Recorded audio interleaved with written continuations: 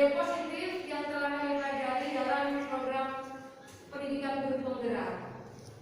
Ya, jadi tujuan dari paradigma pembelajaran kita yaitu adalah bagaimana kita mewujudkan profil pelajar Pancasila. Itu yang kita ikuti dalam program organisasi penggerak juga. Bagaimana kita menciptakan budaya positif di sekolah.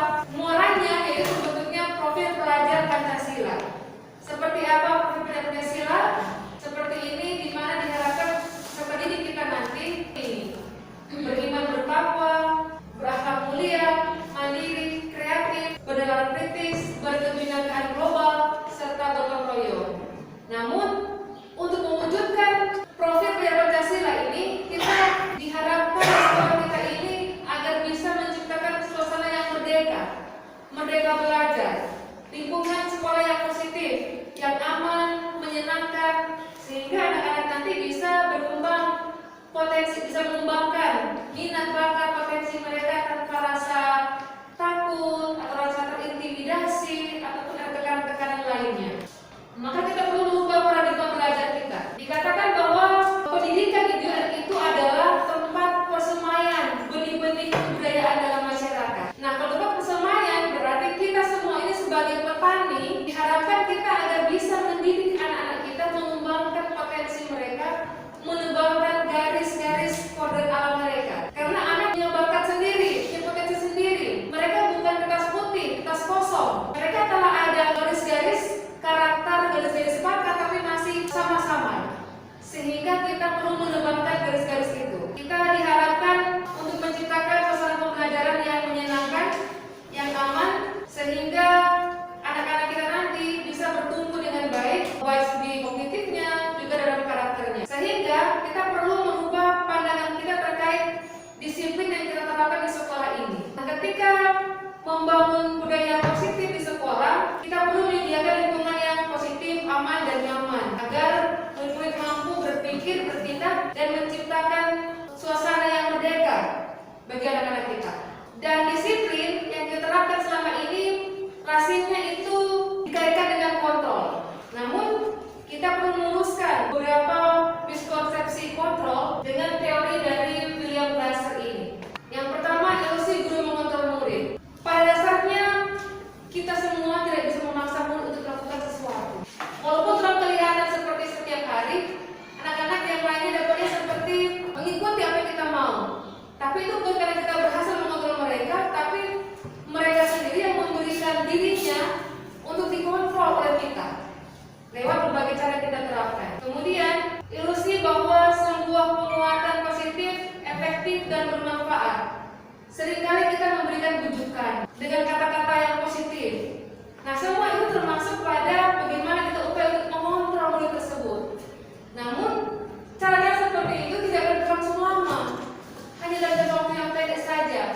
Saat mereka akan jenuh menyadari bahwa mereka dikontrol, kemudian mereka tidak akan menginginkan lagi bujukan atau penguatan positif yang kita lakukan. Selanjutnya, ilusi bahwa kritik dan membuat orang merasa bersalah dapat menguatkan karakter. Tanpa sadari kita lakukan bersama. Kata-kata yang halus, namun mengandung pesan negatif, sampai membuat anak itu merasa bersalah. Nah, menggunakan kritik dan rasa bersalah untuk mengontrol murid menuju pada identitas gagal. Mereka akan merasa bahwa di pendidik ini tidak ada arti lagi. Kita selalu mengecewakan banyak orang, mengecewakan orang tua, mengecewakan guru dan sebagainya. Itu lewat kita kadang-kadang guru-guru. Kita kadang-kadang menggunakan kata-kata yang halus, tapi agak menusuk. Kemudian ilusi bahwa orang dewasa memiliki hak untuk memaksa. Kadang-kadang kita harus pikir seperti itu. Sebagai orang dewasa, guru orang punya hak untuk memaksa anak. Sebagai orang tua, padahal kita bisa. Walaupun itu hal yang baik sekalipun, kita bisa memaksa anak kalau memang dia udah melakukannya. Di sini kita percaya bahwa orang dewasa memiliki tanggung jawab untuk membuat murid-murid berbuat hal-hal tertentu. Telah mau sepadan itu telah punya kemauan. Namun tidak seperti itu posisi kontrol kita sebagai guru ataupun orang tua. Nah, akibatnya dampaknya tidak berlangsung lama. Kadang-kadang akan dengan memaksa, efeknya dampak itu dalam jangka waktu yang pendek, bahkan bisa mengakibatkan permusuhan antara guru atau orang tua dengan anak, orang dewasa dengan anak karena dipaksa. Nah, di sini ada perubahan stimulus respon melawan teori pandangan tentang dunia.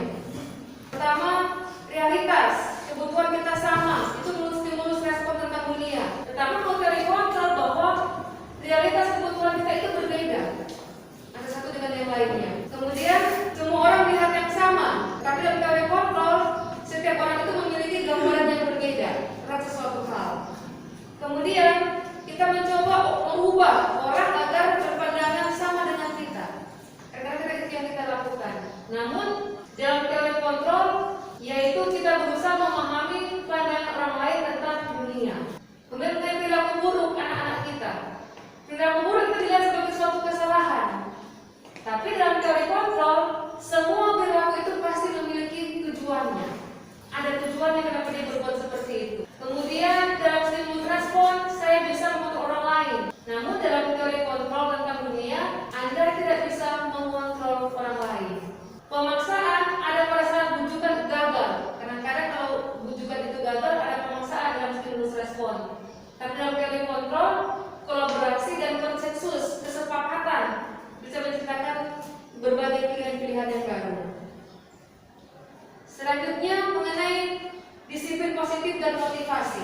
Kalau demikian, mengenai disiplin positif ini kebanyakan dari kita sebagai guru-guru sangat tertarik untuk membahas disiplin. Kita berpendapat bahwa kalau saja anak-anak ini bisa disiplin, pasti mereka akan belajar dengan baik. Bahkan orang ya sebagai guru juga kita berpendapat bahwa mendisiplinkan anak adalah bagian yang paling menantang dari pekerjaan kita. Itu maka disiplin, orang kolaborasi mendisiplinkan seakan-akan kita ini berhasil melaksanakan tugas kita sebagai guru. Namun pertanyaannya, bagaimana cara membuat berdisiplin? Disiplin yang positif. Kemudian siapa yang bisa mendisiplinkan murid tersebut? Ini pertanyaan besar buat kita. Ketika kita mendengar kata disiplin, kita seringkali itu menghubungkan kata disiplin itu dengan tata tertib, dengan aturan, ya, dengan peraturan. Bahkan disiplin itu sering mengarah kepada suatu bentuk hukuman atau ketidaknyamanan kepada murid, ya. Padahal disiplin positif itu tidak harus dengan memberi hukuman. Justru itu adalah satu alternatif terakhir kalau perlu tidak digunakan sama sekali. Itu disiplin itu kenapa menghukum mereka? Itu pilihan terakhir karena semuanya gagal. Ya pilihan terakhir kalau perlu pun tidak akan digunakan. Jadi bagaimana kita mendapat disiplin tanpa perlu menghukum anak-anak itu? Ini tadi yang saya sampaikan, disiplin dikaitkan dengan hukuman dan disiplin dikaitkan dengan ketidaknyamanan. Biasanya begitu yang dilakukan selama ini.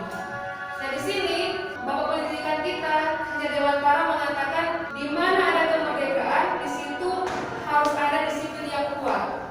Walaupun disiplin itu bersifat self disiplin, yaitu kita sendiri yang mewajibkan kita dengan sekeras-kerasnya. Tetapi jika kita tidak cakap melakukan disiplin, wajiblah penguasa lain mendisiplinkan kita dengan peraturan dan peraturan demikian itulah harus ada di dalam suasana yang merdeka. Jadi disiplin yang dimaksud itu adalah disiplin internal, disiplin dari dalam diri sendiri, terdorong dari dalam diri, bukan dalam paksaan. Nah, paksaan itu perlu ketika dirasakan bahwa anak itu tidak bisa sama sekali mendisiplinkan dirinya. Kita bisa membuat disiplin dengan berbagai cara tertentu, tetapi dilakukan dalam suasana yang merdeka. Artinya tidak menekan, ya, tidak membuat anak menjadi takut, terintimidasi, seperti itu. Untuk mendalami mengenai disiplin, ada 3 motivasi perilaku manusia. Yang pertama, untuk menghindari ketidaknyamanan atau hukuman. Apakah selama ini tidak sekolah kita ini, anak-anak kita ini disiplin? Apakah motivasinya hanya poin satu saja? Untuk menghindari ketidaknyamanan atau hukuman. Karena kan cuma nomor satu saja, ini adalah tingkat paling terendah dalam motivasi perilaku manusia. Kalau disiplin cuma takut pakai seragam yang bagus karena yang rapi, tidak menggunakan pakaian yang rapi karena takut dihukum, takut sepatunya dilepas, satu hari tidak menggunakan sepatu karena tidak seragam atau sebagainya. Berarti itu menjadi ketidaknyamanan. Yang kedua, mendapatkan imbalan atau penghargaan dari orang lain. Dan yang ketiga adalah menjadi orang yang mereka inginkan dan menghargai diri sendiri dengan nilai-nilai yang mereka percaya. Nah, tugas kita adalah memberikan motivasi yang ketiga, yaitu anak-anak benar-benar merasa menjadi orang yang mereka inginkan dan menghargai diri sendiri dengan nilai-nilai yang mereka percaya. Motivasi dari dalam sendiri, bukan karena paksaan, bukan karena hukuman, bukan karena imbalan ataupun sebuah penghargaan. Kemudian pertanyaannya, bagaimana cara kita sebagai guru untuk menanamkan disiplin positif kepada murid-murid kita? Di sini ada yang namanya keyakinan kelas. Kita percaya bahwa setiap tindakan atau perilaku yang kita lakukan di kelas dapat menentukan terciptanya sebuah lingkungan yang positif. Kemudian untuk terbentuknya budaya positif, pertama-tama perlu diciptakan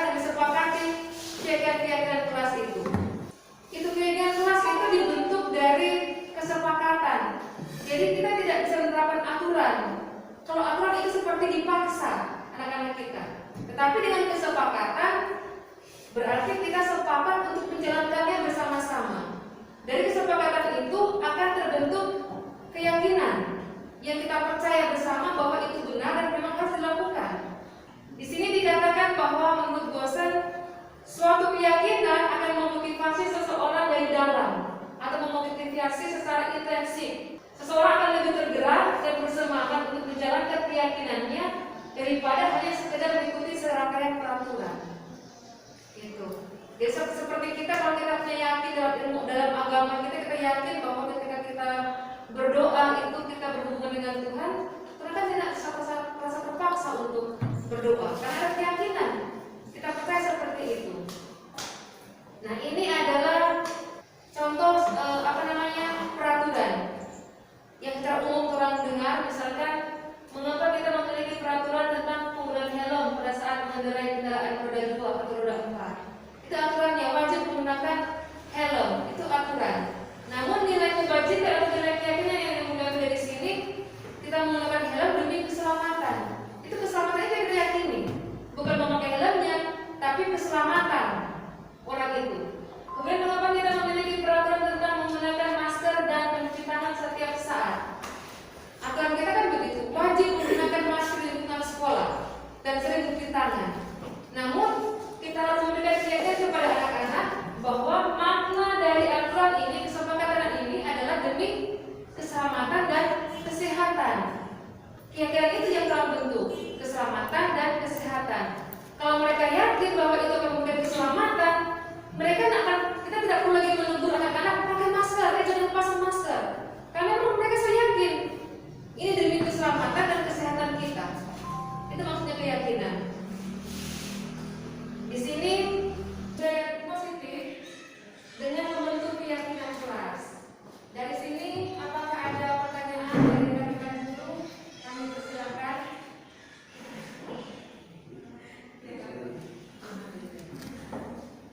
Terima kasih atas kesempatan yang diberikan. Di sini saya mau bertanya, bagaimana membangun keyakinan kelas? Ya, itu pertanyaan saya. Baik, terima kasih Ibu Rima atas pertanyaannya. Nah, bagaimana kita membangun keyakinan kelas? Keyakinan kelas ini sangat baik diterapkan oleh setiap wali kelas. Karena di kelas biasanya kita contoh implementasi dari keyakinan kelas yang dibuat di kelas 9A dan 9D. Jadi kita bentuk kesepakatan di kelas, kira-kira kelas seperti apa yang menjadi impian tempat yang menyenangkan, tempat yang dirindukan anak-anak di kelas. Seperti apa? Seperti kelas kita ada yang bilang wajib membersihkan kelas. Kemudian dalam tepat waktu, ketiga murid kelas keempat tidak takut berbicara. Ini yang ingin mereka terapkan di kelas. Nah, dari kesepakatan anak-anak di kelas, kita bentuk satu keyakinan. Wajib membersihkan kelas, dia akan menjadi seperti ini. Bertanggung jawab.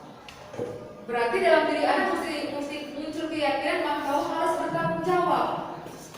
Disiplin, menyayangi, percaya diri, menghormati diri sendiri dan menghormati orang lain serta beriman. Disiplin itu dilihat dari tadi kesepakatan dalam tepat waktu. Disiplin. Kemudian menyayangi tadi yang harus kompak, saling menutup baku dengar. Jadi itu menyayangi yang selalu tanamkan, sering menyayangi. Kemudian percaya diri itu dibentuk dari itu tidak takut berbicara. Anak-anak kita di kelas kadang-kadang ditanyakan bagaimana itu ditanya sesuatu, pasti mereka memilih diam. Karena ternyata mereka takut untuk berbicara, tidak punya percaya diri. Nah, itu yang terbangun di kelas, menumbuhkan rasa percaya diri siswa tanpa harus menghakimi benar atau salah apapun jawaban respon mereka, kita hargai, percaya diri. Kemudian menghormati diri sendiri. Ini muncul dari berbagai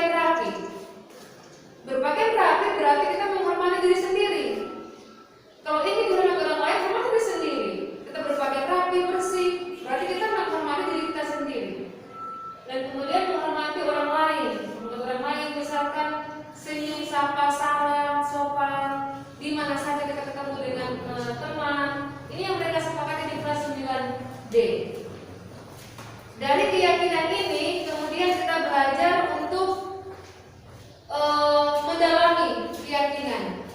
Disiplin itu kelihatan seperti apa? Saling menghargai itu kelihatan seperti apa? Jadi anak-anak berdiskusi, saling menghargai, misalkan apa? Berbicara dengan sopan, berarti menghargai teman, menghargai orang lain. Jujur, tampak seperti apa dalam kehidupan, dalam tindakan sehari-hari di kelas. Bertanggung jawab, tampak seperti apa? Misalkan bertanggung jawab di sini mereka katakan mengerjakan piket kebersihan. Itu nampak, tidak lari. Yang tidak nampak seperti apa? Lari, pulang lebih dulu, lari dari tanggung jawab membersihkan piket. Nah itu. Ketika ini kelas kita ini disepakati dan diyakini oleh anak-anak kita, pasti sekolah itu dan ataupun kelas itu lambat laun kita percaya pasti akan memiliki karakter yang bagus menuju ke profil pelajar Pancasila. Kemudian yang ini tadi mendalami keyakinan, hormat tampak seperti datang tepat waktu, menyapa teman dan guru, mengembalikan barang teman yang telah dipinjam dan mengucapkan terima kasih. Ini seperti ini harusnya tampak hormat, keyakinan hormat dalam kehidupan dalam lingkungan sekolah ataupun kelas kita. Kemudian hukuman dan sanksi. Hukuman, sanksi dan restitusi.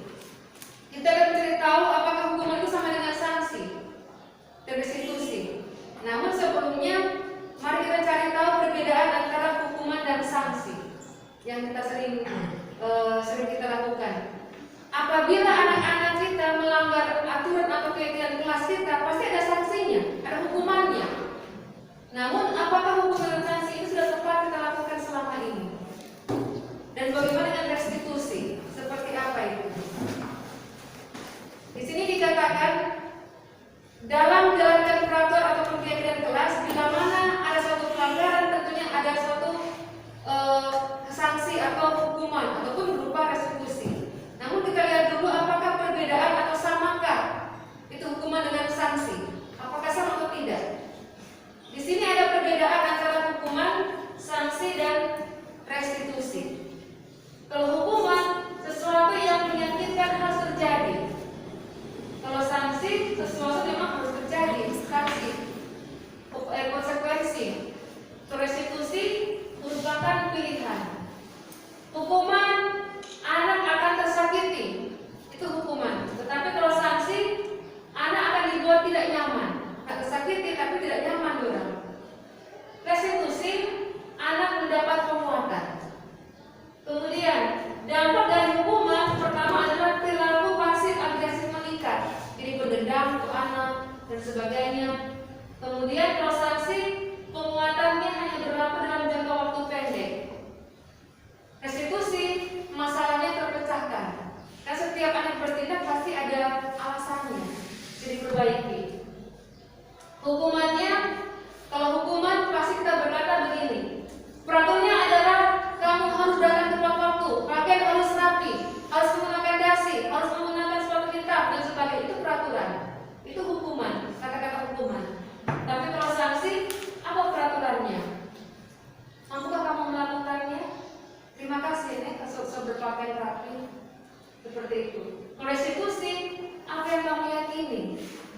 Misalkan dia menghormati diri sendiri, berarti kita kembalikan. Apakah dengan berpakaian tidak rapi begini kamu menghormati diri sendiri? Dengan pakaian yang terlalu minim begini menghormati diri sendiri? Pasti dia bilang tidak. Dengan begitu akan timbul keyakinan dalam dirinya bahwa yang apa yang dilakukan itu kurang tepat, salah. Dia harus memperbaiki. Seperti itu. Kalau hukuman, anak ataupun akan membenci aturan. Tapi kalau sanksi akan menghormati aturan. Tapi dengan restitusi, anak akan menghormati dirinya dan orang lain. Itu poin-poinnya. Kalau hukuman menuju ke arah negatif, konsekuensi untuk sanksi dia akan netral. Nah, negatif, nyata positif, netral. Kalau restitusi dia akan ke arah positif. Seperti itu. Ini juga kelanjutan tadi. Kalau hukuman tadi dibuat guru, tetapi kalau konsekuensi dibuat oleh guru dan anak bersama-sama. Tapi kalau restitusi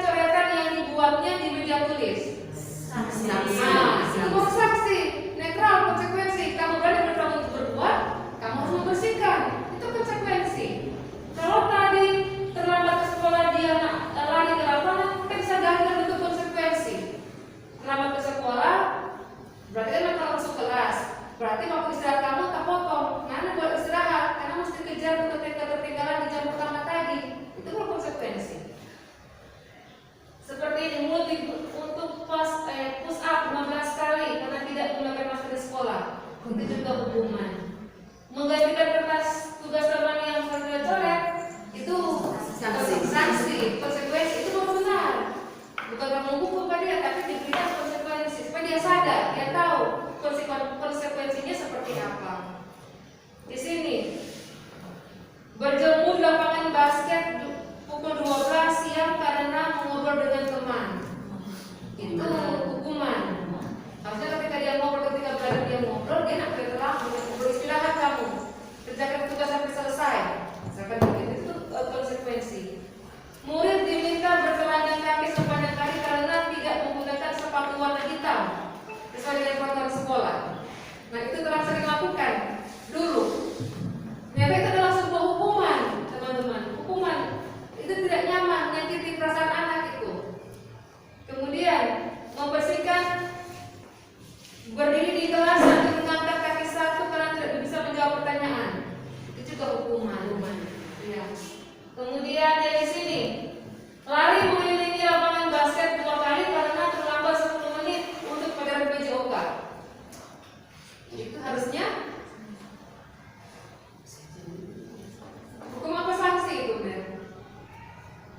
Mengelilingi, ya, mengelilingi kan dia kan orang PJOK. Dia terlambat berarti dia tidak ada melakukan pemanasan. Sewajarnya kalau pemanasan 2 kali di lapangan basket itu wajar. Itu namanya konsekuensi, bukan hukuman. Nah, terkait hukuman, ternyata Bapak Ibu, penghargaan itu pun bisa dianggap sebuah hukuman. Ujian itu juga sebuah hukuman. Di sini ada dikatakan dihukum penghargaan. Kenapa demikian? Ini agak janggal kita dengar. Masa dihukum oleh penghargaan? Ya, dihukum oleh penghargaan. Di sini dari Alfikon mengatakan bahwa baik penghargaan maupun hukuman adalah cara-cara mengontrol perilaku seseorang yang menghancurkan potensi untuk pembelajaran yang sesungguhnya. Menurut dia bahwa tindakan belajar itu sendiri adalah penghargaan sesungguhnya. Kadang-kadang kita memuji anak tuh karena dia pintar, dia cerdas di kelas. Nah, mari kita lihat bersama Bapak Ibu. Di sini Kon mengumpulkan apa alasannya mengapa penghargaan itu justru sama seperti menghukum seseorang, memberikan penghargaan. Pertama, dilihat dari pengaruhnya jangka pendek dan jangka panjangnya. Penghargaan berlaku untuk mendapatkan seseorang melakukan sesuatu dalam jangka waktu pendek saja. Kemudian, jika kita menggunakan penghargaan lagi dan lagi, maka anak tersebut akan bergantung pada penghargaan serta kehilangan motivasi diri dari dalamnya. Kemudian, jika kita mendapatkan penghargaan untuk melakukan sesuatu yang baik, maka selain kita senantiasa berharap mendapatkan penghargaan tersebut, kita pun tidak menyadari tindakan baik yang kita lakukan. Jadi tindakan yang kita lakukan itu hanya karena demi mendapatkan penghargaan. Terus waktunya cuma jangka waktu pendek saja. Nah, di sini penghargaan karena tidak efektif. Kenapa tidak efektif? Pertama, suatu penghargaan adalah benda atau peristiwa yang diinginkan yang dibuat dengan persyaratan. Jika kamu bisa melakukan dapat penghargaan. Jika saya mengharapkan suatu penghargaan dan tidak mendapatkannya, maka akan kecewa dan berkecil hati. Serta kemungkinan lain kali tidak akan berusaha sekeras sebelumnya. Jika kita memberikan seseorang suatu penghargaan ataupun untuk melakukan sesuatu, maka kita harus terus memberikan penghargaan. Jika ingin orang tersebut meneruskan perilaku yang kita inginkan, jadi kita mesti kasih penghargaan terus. Kalau nyanda nanti lama tahun ada penghargaan, berarti tidak ada motivasi dari dalam. Seperti itu. Yang kemudian, menurut Kon juga penghargaan itu merusak hubungan. Ini yang kita kadang-kadang sadari. Kenapa dia merusak hubungan? Ketika seseorang diberi penghargaan atau dipuji di depan orang banyak, maka yang lain akan merasa iri. Dan sebagian dari mereka akan tidak menyukai orang yang diberikan penghargaan tersebut. Ada perasaan iri teman-teman yang lain. Jika seorang guru sering memberikan penghargaan kepada murid-muridnya, besar kemungkinan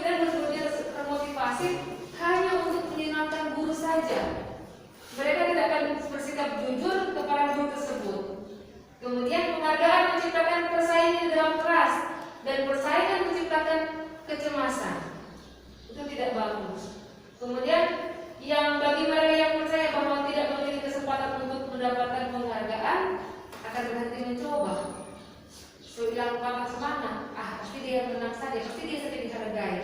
Seperti itu. Kemudian penghargaan bisa menghukum. Mengapa menghukum? Penghargaan menghukum mereka yang tidak mendapatkan penghargaan. Misalkan sistem ranking kelas, juara kelas. Mereka yang mendapatkan ranking kedua akan merasa dihukum. Ibu orang tua pasti mau bilang, oh payah kamu, nilainya kamu tidak sehebat si A, si B. Akhirnya dia akan merasa dihukum.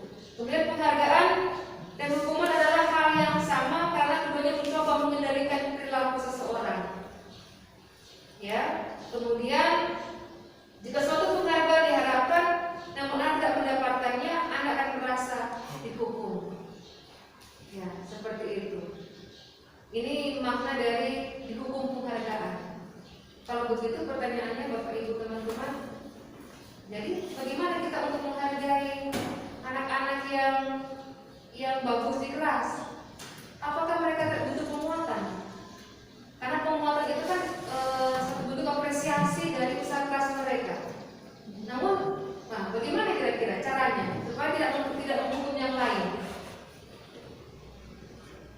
Seperti itu. Kadang-kadang itu juga hal yang sama. Pemikiran yang diterima materi ini, saya bertanya begini. Kalau begitu, ke instruktur, kalau begitu bagaimana caranya kita menghargai usaha keras anak-anak kita tanpa menghukum mereka dengan penghargaan? Tidak memuji mereka di depan banyak orang, tapi mereka tetap termotivasi. Bagaimana caranya? Itu kan seringkali terlalu pertanyaan tuh. Kalau itu ternyata menghukum, caranya bagaimana? Dan instruktur mengatakan begini. Kalau ada anak-anak yang lebih unggul pada satu materi atau daripada yang lainnya, kita mengucapkan terima kasih. Terima kasih buat adik Brian yang sudah berhasil menyelesaikan tugasnya dengan tepat waktu dengan nilai sempurna. Kira-kira Brian, bagaimana cara kamu bisa menyelesaikan ini? Bisakah berbagi dengan teman-temannya? Nah, dengan demikian anak itu akan merasa bangga untuk menceritakan bagaimana caranya dia bisa meraih nilai yang tinggi tanpa harus menghukum teman yang lainnya. Selanjutnya mengenai pemenuhan kebutuhan dasar. Kita percaya bahwa setiap tindakan itu pasti ada alasannya, ada tujuannya, ada alasannya. Alasannya adalah kebutuhan dasar tadi. Ya, ada 5 bentuk kebutuhan dasar. Pertama, kebutuhan bertahan hidup, kesenangan, cinta kasih dan sayang, kebebasan maupun penguasaan. Jika kita memahami kelakuan anak, hal-hal yang dilakukan oleh siswa, kita akan bisa mengambil langkah yang tepat apabila kita memahami kebutuhan dasar ini. Apa yang dia butuhkan sebenarnya? Alasan apa yang belum terpenuhi? Kebutuhan apa yang belum terpenuhi? Seperti itu. Bapak Ibu yang saya hormati, di sini ada studi kasus di mana Ibu Amar bingung menghadapi ulah Doni yang sering memaksa meminta bekal kepada teman-temannya di kelas. Jika Bapak Ibu sebagai Ibu Ambar, kira-kira apa yang akan kita lakukan? Bolehkah saling memberikan pendapatnya jika Bapak Ibu berada posisi seperti Ibu Ambar? Kira-kira bagaimana kita menghadapi Doni yang sering melakukan pelanggaran seperti ini? Boleh memberikan pendapat? Bukan. Mencari tahu alasannya mungkin. Iya, mencari tahu alasannya. Ada lagi? Iya, mencari tahu alasannya mengapa dia melakukan. Baik. Setelah itu apakah ada tindakan dari kita atau bagaimana kira-kira menanggapi masalah dari Doni ini? Memberikan peringatan. Memberikan ulang. Sutakan apa? Memberikan peringatan. Peringatan. Memberikan peringatan. Baik, terima kasih Bapak Hadi telah menentukan pendapat bahwa memberikan peringatan. Ya, namun mari kita lihat kembali tentang teori kebutuhan dasar, bahwa setiap tindakan dari seseorang itu pasti ada alasannya. Dilihat dari tindakan dari kebutuhan dasar ini. Nah, dari sini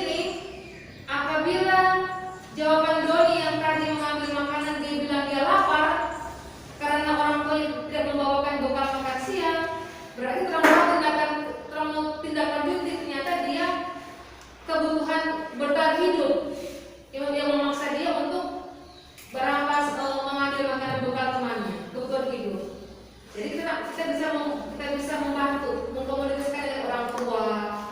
Tuh, tolong hidupin ini siapkan bekalnya supaya dia tidak membekali dengan temannya, tidak merampas temannya seperti apa. Kemudian kalau Doni menjawab bahwa alasannya mengambil bekal temannya karena dia merasa senang, temannya menjadi memperhatikan dia, akan ada begitu tuh mengganggu usil. Ketika temannya melaporkan tindakan itu ke guru dan guru memberitahu orang tuanya, berarti kebutuhan dasar yang ingin dipenuhi oleh Doni adalah kebutuhan perhatian, kasih sayang. Berarti anak itu mencari kasih sayang. Apa yang alasan? So, kita senang kok Bu dia terganggu begitu, dia diperhatikan pada kita. Ternyata itu kita sebagai guru bisa mengkomunikasikan dengan orang tua. Sepertinya Doni itu karena kasih sayang. Sebagai wali kelas, guru-guru orang tua memberikan perhatian itu. Itu yang dibutuhkan sebenarnya di Doni itu. Seperti itu. Kemudian kalau Doni bilang tindakannya tadi, ketika Doni menjawab bahwa dia merasa hebat, ketika dia mengambil bekal dia merasa hebat, teman-temannya takut pada dia. Berarti kemudian dia penuh kekuasaan, dia ingin menguasai. Nah, dia ingin menjadi orang yang hebat di muka teman-temannya. Nah, itu yang diterapkan. Jadi kita menangani anak ini tepat masalahnya. Kita sadarkan bahwa anak itu tidak boleh begitu. Karena kebutuhannya dia itu ingin memperoleh kekuasaan. Kemudian kalau jawaban Doni dari kasus tadi bahwa dia merasa bosan dengan bekal makanan, semua makanan itu setiap harinya. Berarti kita bisa mengkomunikasikan dengan orang tuanya. Coba kasih bervariasi makanannya. Nah, ini beberapa cara kita untuk menangani anak-anak kita yang bermasalah dengan mengetahui apa yang dia harus penuhi. Seperti itu. Kemudian sebagai guru, ketika kita menemukan pelanggaran anak-anak yang melanggar keyakinan kelas atau keyakinan sekolah kita bisa memposisikan dalam 5 jenis posisi ini, yaitu sebagai penghukum, pembuat merasa bersalah, sebagai teman, pemantau atau manajer. Ini 5 posisi guru menempatkan diri ketika mendapati siswa melanggar aturan atau melanggar keyakinan kelas kita.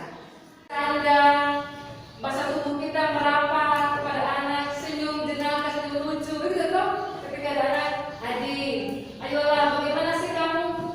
Kamu sudah janji ke bapak bukan? Jangan terlambat lagi. Sudah nggak apa-apa, duduk.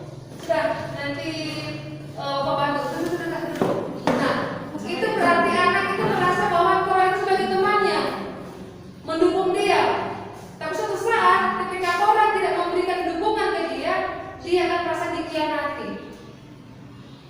Lalu baik-baik, sekarang cuek-cuek ke kita. Jadi dimaunya didukung terus, mesti dekat dengan dia. Kalau orang tiba-tiba menghilang atau ketika kita memberikan perhatian, dia akan kecewa. Di sini dikatakan akibat dari teman, adik hanya akan berbuat sesuatu bila yang menyuruh adalah guru tersebut. Nah ini, dia cuma ingat ke guru itu saja.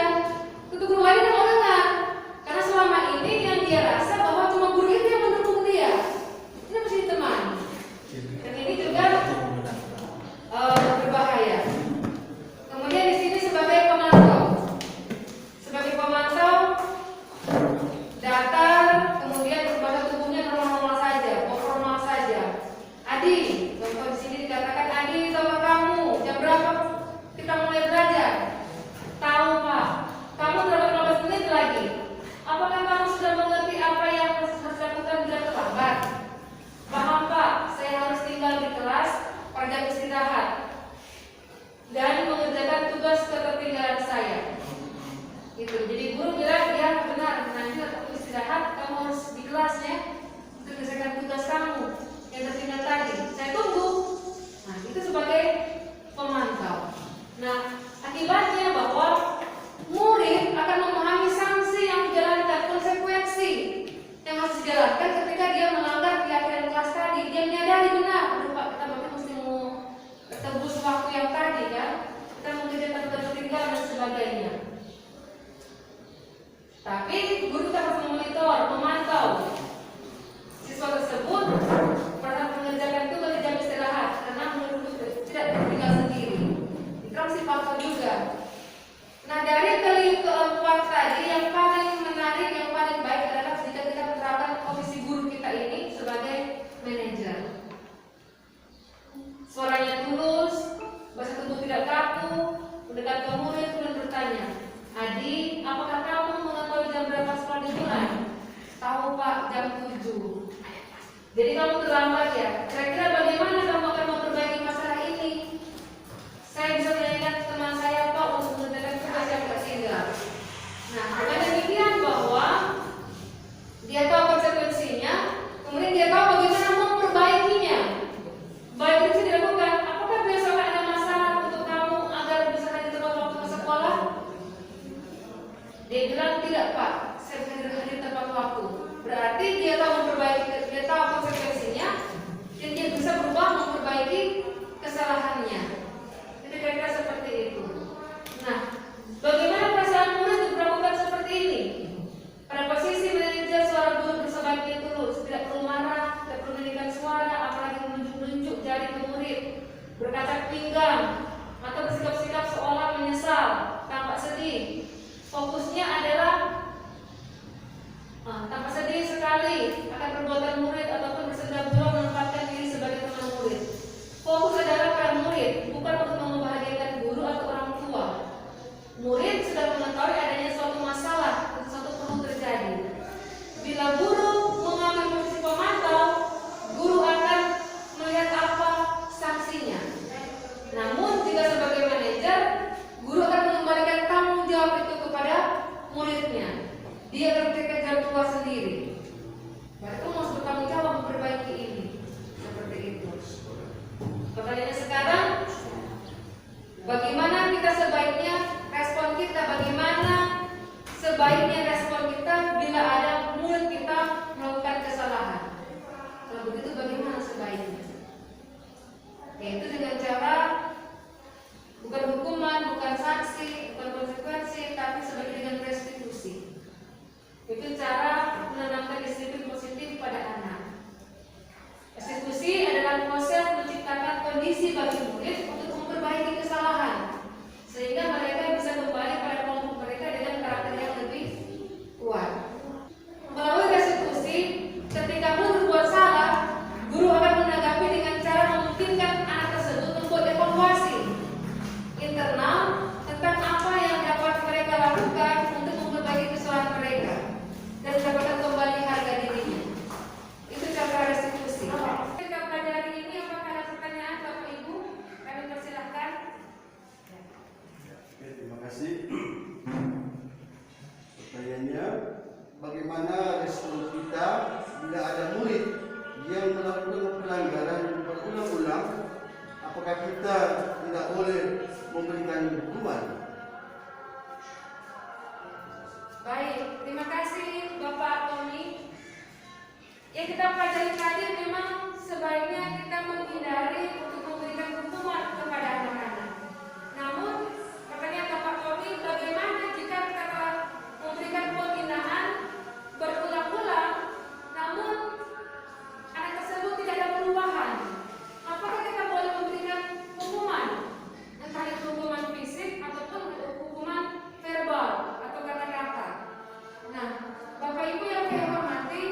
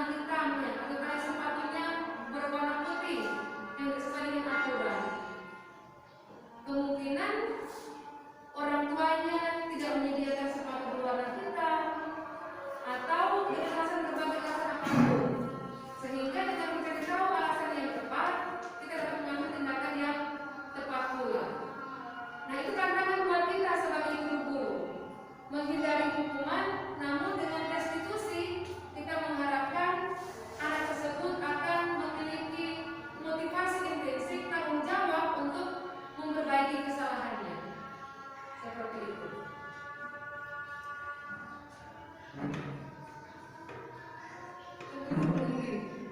Mungkin apabila ada anak yang melakukan kesalahan, sebaiknya kita memposisikan diri sebagai manajer, yaitu yang pertama kita menanyakan apa alasannya, kemudian kita memberikan kesempatan kepada anak untuk kembali mengevaluasi diri, memperbaiki kesalahan yang dia buat, dan memberikan tanggung jawab kepada anak untuk memperbaiki dirinya sendiri.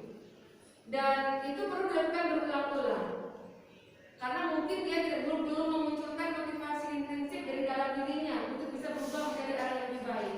Namun jika kita melakukan pendekatan, memposisikan diri sebagai manajer, kedepannya anak-anak kita tentu tidak akan membangkang atau tidak akan melakukan kesalahan kembali.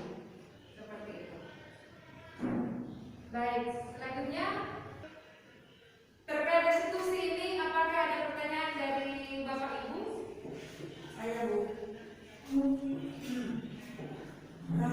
Saya ingin bertanya terkait materi segitiga restitusi, khususnya pada bagian validasi tindakan yang salah. Bukankah ini seperti membenarkan kesalahan yang sudah dibuat sebelumnya? Terima kasih. Baik, terima kasih Ibu Yulita. Dari segitiga restitusi ini, bagaimana kita menanamkan disiplin dalam diri anak dengan melakukan restitusi? Tahap yang kedua adalah memvalidasi tindakan yang salah. Dalam hal ini bukan berarti bahwa kita membenarkan tindakan ataupun kesalahan yang dilakukan oleh anak. Namun dengan validasi ini kita menanyakan alasan apa yang mendorong sampai dia melakukan kesalahan. Menurut teori kontrol, semua tindakan manusia itu baik atau buruk pasti memiliki maksud ataupun tujuan tertentu. Dan sebagai guru, restitusi tidak menyarankan guru bicara ke murid bahwa melanggar aturan itu adalah sikap yang baik. Tapi dalam restitusi, guru harus memahami alasannya dan paham bahwa setiap orang pasti akan melakukan yang terbaik di waktu tertentu. Kalau kita tolak anak yang sedang berbuat salah, dia akan tetap menjadi bagian dari masalah. Namun, bila kita memahami alasannya, mengapa ia melakukan sesuatu kesalahan, maka dia akan merasa dipahami. Maka dia akan mulai belajar untuk memperbaiki kesalahannya dengan mengetahui alasan apa kamu melakukan kesalahan itu. Dan dari guru-guru yang telah menerapkan strategi ini mengatakan bahwa anak-anak yang tadinya tidak terjangkau dengan institusi ini, mereka menjadi lebih terbuka kepada guru dan bisa ada perkembangan yang lebih baik lagi dalam perbaikan sikap dan karakter mereka. Baik. Boleh begitu, Ibu Yulita? Baik, terima kasih. Bapak Ibu Guru, terima kasih atas kesempatan di siang hari ini telah memberikan waktu untuk saya dalam berbagi pemahaman terkait budaya positif. Mari kita sama-sama menerapkan budaya positif ini di sekolah kita. Semoga kita mampu mengimplementasikannya di dalam keseharian kita di lingkungan sekolah ini, sehingga sekolah kita ini akan semakin lebih baik lagi dan kita mampu untuk menumbuhkan, mewujudkan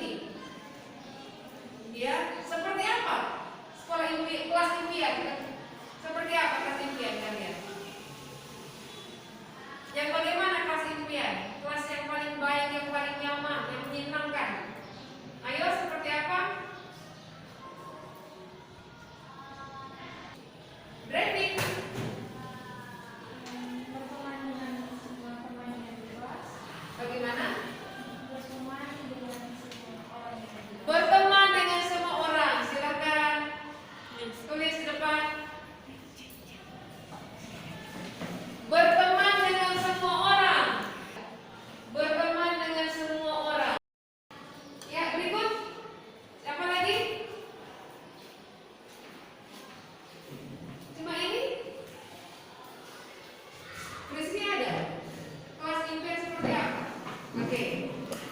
Rizky. Selain Gravy berteman dengan semua orang yang lain? Rizky.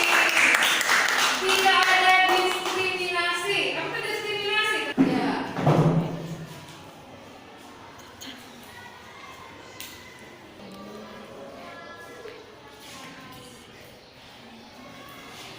Oke, bagus.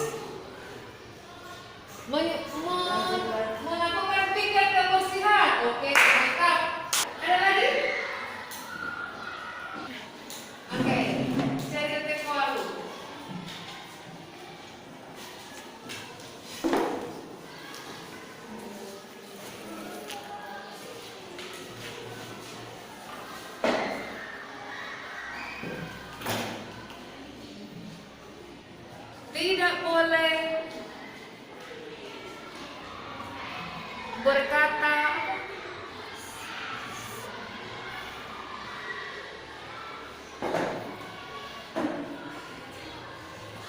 Tidak boleh berkata kasar dengan sesama teman. Oke, bagus. Nah, boleh. Ada lagi? Ada kumpul HP, berteman dengan semua orang, tidak ada diskriminasi, bukan pikir kebersihan, tidak boleh berkata kasar sama teman. Oke, sekarang kita dari kesepakatan kelas ini kita bentuk satu keyakinan kelas.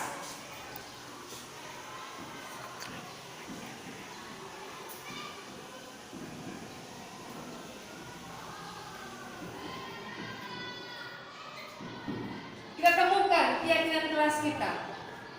Kumpul HP, nilai kebajikan apa? Nilai keyakinan apa yang kita ambil?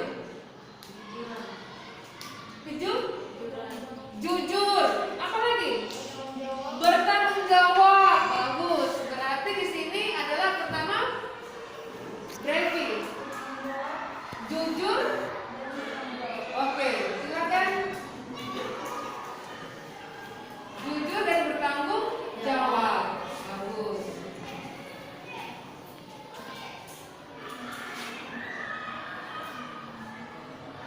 Keduanya saja deh. Selanjutnya, berteman dengan semua orang. Nilai apa yang ingin kita yakini? Ayo, semangat. Saling menghargai. Tidak. Oke, good. Terima kasih. Kemudian yang poin yang ketiga, tidak ada diskriminasi terhadap sesama. Nah, membeda-bedakan kan, nak mengucilkan kan, nilai kebajikan apa yang terang ambil dari situ?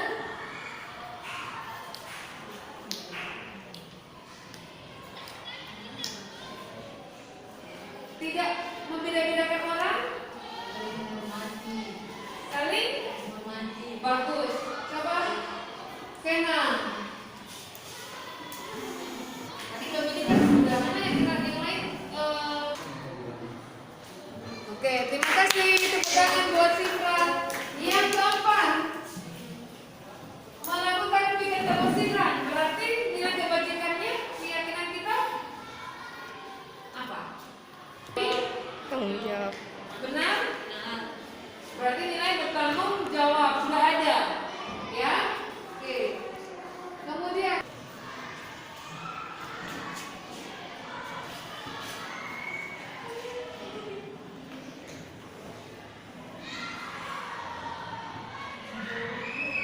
oke, baik, tepuk tangan. Hari ini kita ada 5 keyakinan kelas yang kita akan sepakati bersama. Jujur, bertanggung jawab, saling menghargai, saling menghormati, dan Disiplin. disiplin. Apakah ini bisa kita kerjakan bersama? Kita lakukan? Semua setuju untuk hal ini? Kalau begitu kita akan buat dalam satu kertas besar dan semua menandatanganinya. Ya? Oke.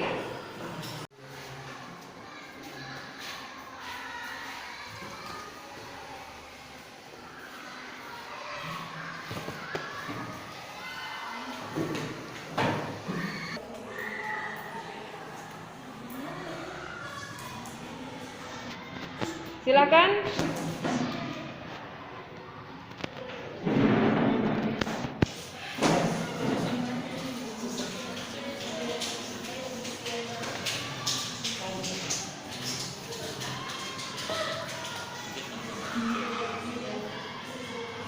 Ya, lanjut.